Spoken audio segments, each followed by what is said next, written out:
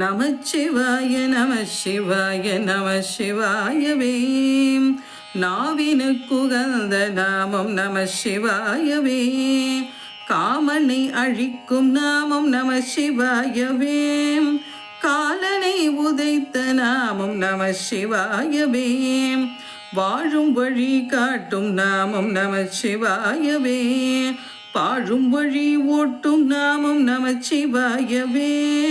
நமச்சிவாய நம சிவாய நம சிவாயவே. துன்பத்தை போக்கும் நாமம் நம சிவாயவே. இன்பக்கரை சேர்க்கும் நாமம் நம சிவாயவே. அறநெறியை காட்டும் நாமம் நம சிவா. ஜெய் சீதாராம், ராதே கிருஷ்ணா. அன்பு நண்பர்களே, உங்கள் அனைவரையும் எனது தெய்வீக பயணம் யூடியூப் சேனலுக்கு அன்புடன் வரவேற்கிறேன்.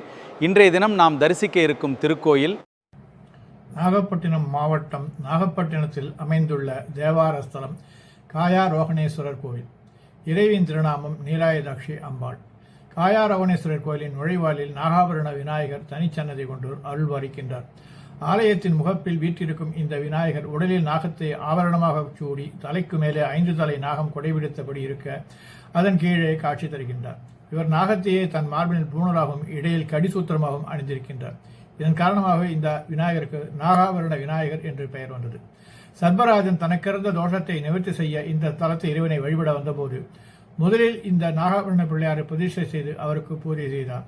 பின்னர் காயாரோகணரை வழிபட்டு தோஷ நிவர்த்தி அடைந்தான் என்கின்றது ஐதீகம். சர்பராஜனை பிரதிஷ்டை செய்து வணங்கிய விநாயகர் இவர் என்பதால் ராகுகேது சம்பந்தப்பட்ட தோஷங்கள் அனைத்தும் இவரை வழிபடுவதால் விலகும்.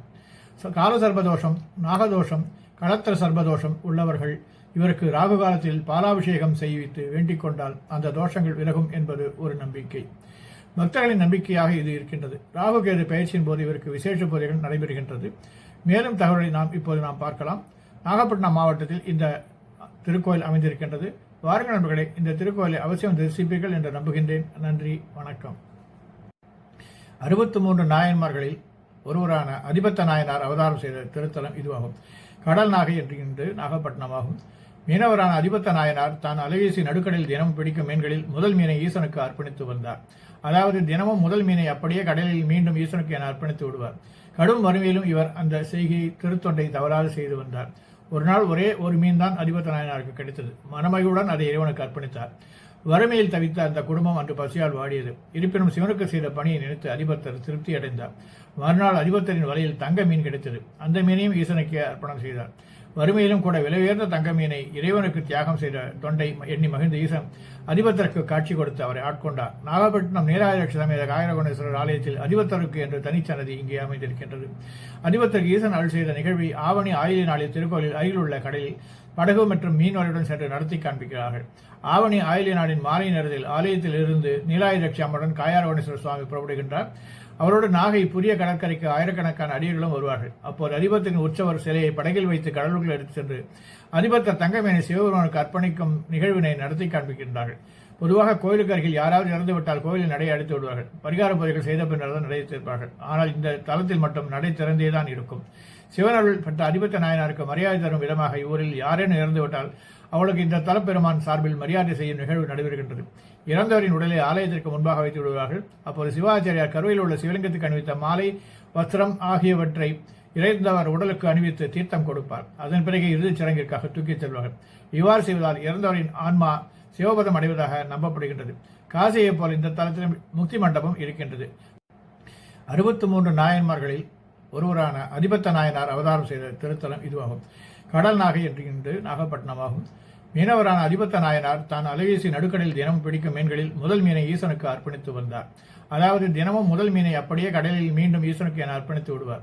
கடும் வறுமையிலும் இவர் அந்த செய்கை திருத்தொண்டை தவறாது செய்து வந்தார். ஒரு நாள் ஒரே ஒரு மீன் தான் அதிபத்த நாயனாருக்கு கிடைத்தது. மனமகிழ்வுடன் அதை இறைவனுக்கு அர்ப்பணித்தார். வறுமையில் தவித்த அந்த குடும்பம் அன்று பசியால் வாடியது. இருப்பினும் சிவனுக்கு செய்த பணியை நினைத்து அதிபத்தர் திருப்தி அடைந்தார். மறுநாள் அதிபத்தரின் வலையில் தங்க மீன் கிடைத்தது. அந்த மீனையும் ஈசனுக்கு அர்ப்பணம் செய்தார். வறுமையிலும் கூட விலையுயர்ந்த தங்க மீனை இறைவனுக்கு தியாகம் செய்த தொண்டை எண்ணி மகிழ்ந்த ஈசன் அதிபத்தருக்கு காட்சி கொடுத்து அவரை ஆட்கொண்டார். நாகப்பட்டினம் நீலாயுதட்சி சமேத காயரகுணேஸ்வரர் ஆலயத்தில் அதிபத்தருக்கு என்று தனிச்சன்னதி இங்கே அமைந்திருக்கின்றது. அதிபத்தருக்கு ஈசன் அருள் செய்த நிகழ்வை ஆவணி ஆயிலை நாளில் திருக்கோயிலில் அருகில் உள்ள கடலில் படகு மற்றும் மீன்வரையுடன் சென்று நடத்தி காண்பிக்கிறார்கள். ஆவணி ஆயிலை நாளின் மாலை நேரத்தில் ஆலயத்தில் இருந்து நீலாயுதட்சி அம்மனுடன் காயாரகுணேஸ்வரர் சுவாமி புறப்படுகின்றார். அவரோடு நாகை புதிய கடற்கரைக்கு ஆயிரக்கணக்கான அடியர்களும் வருவார்கள். அப்போது அதிபத்தின் உற்சவர் சிலையை படகில் வைத்து கடலுக்குள் எடுத்துச் சென்று அதிபத்தர் தங்கமேனை சிவபெருமானுக்கு அர்ப்பணிக்கும் நிகழ்வினை நடத்தி காண்பிக்கின்றார்கள். பொதுவாக கோயிலுக்கு அருகில் யாராவது இறந்துவிட்டால் கோயிலில் நடை அடித்து விடுவார்கள். பரிகார பூஜைகள் செய்த பின்னர் தான் நடை தீர்ப்பார்கள். ஆனால் இந்த தளத்தில் மட்டும் நடை திறந்தேதான் இருக்கும். சிவனருள் பெற்ற அதிபத்த நாயனாருக்கு மரியாதை தரும் விதமாக இவ்வூரில் யாரேனும் இறந்துவிட்டால் அவளுக்கு இந்த தலப்பெருமான் சார்பில் மரியாதை செய்யும் நிகழ்வு நடைபெறுகின்றது. இறந்தவரின் உடலை ஆலயத்திற்கு முன்பாக வைத்து விடுவார்கள். அப்போது சிவாச்சாரியார் கருவில் உள்ள சிவலிங்கத்துக்கு அணிவித்த மாலை, வஸ்திரம் ஆகியவற்றை இறந்தவர் உடலுக்கு அணிவித்து தீர்த்தம் கொடுப்பார். அதன் பிறகு இறுதிச் சடங்கிற்காக தூக்கிச் செல்வார்கள். இவ்வாறு செய்வதால் இறந்தவரின் ஆன்மா சிவபதம் அடைவதாக நம்பப்படுகின்றது. காசியைப் போல் இந்த தலத்திலும் முக்தி மண்டபம் இருக்கின்றது. வாருங்கள், இத்தகைய தனிச்சிறப்பு வாய்ந்த திருக்கோயிலை நானும் தரிசிப்போம். நன்றி, வணக்கம். செந்துவர்வாய் கருங்கண்ணினை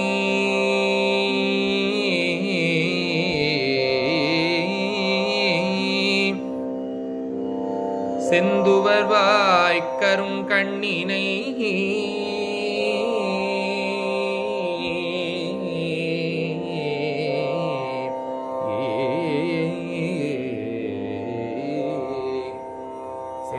செந்துவர்வாய் கருங்கண்ணினை பெண்ணகை தேன்மொழியா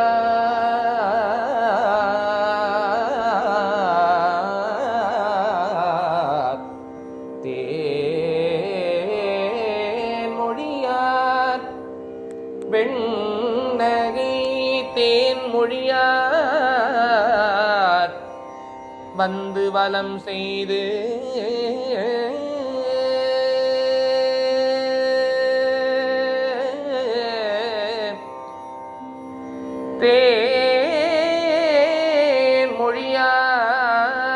தேன்மொழியார் வந்து வலம் செய்து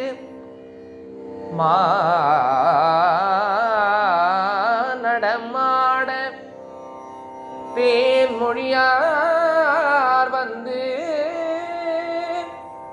வலம் செய்து தேன்மொழியார் வந்து வலம் செய்து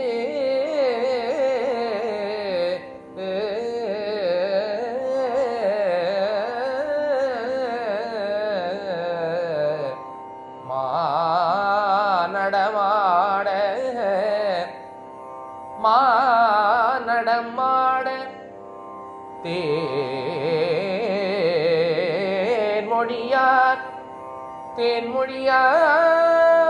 தேன்மொழியார் வந்து வலம் செய்து மானடமாட செல்வக்கந்தமலி மானடமாட செல்வக்கந்தமலி பொழில் சூழ் கடல் நாகைக்காரோணும் நாகைக்காரோணும்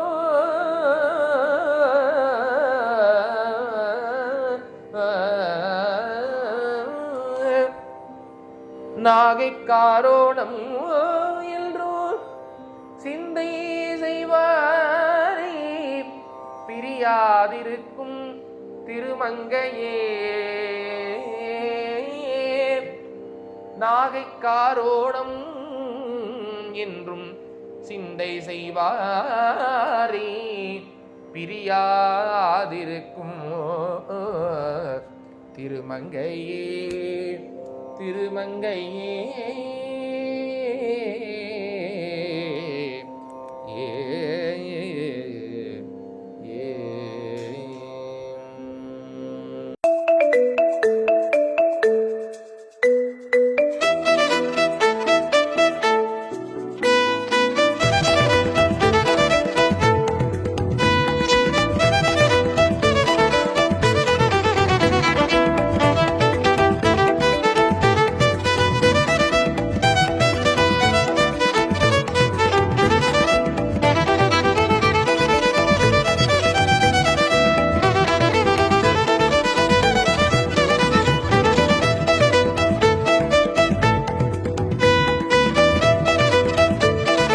அன்பு நண்பர்களே, இத்திருக்கோயில் தரிசனத்தை பக்தியுடன் செய்திருப்பீர்கள் என்று நம்புகிறேன். பிடிச்சிருந்தால் லைக் செய்யும், கமெண்ட், ஷேர் மற்றும் சப்ஸ்கிரைப் செய்யவும். மீண்டும் சிந்திப்போம்.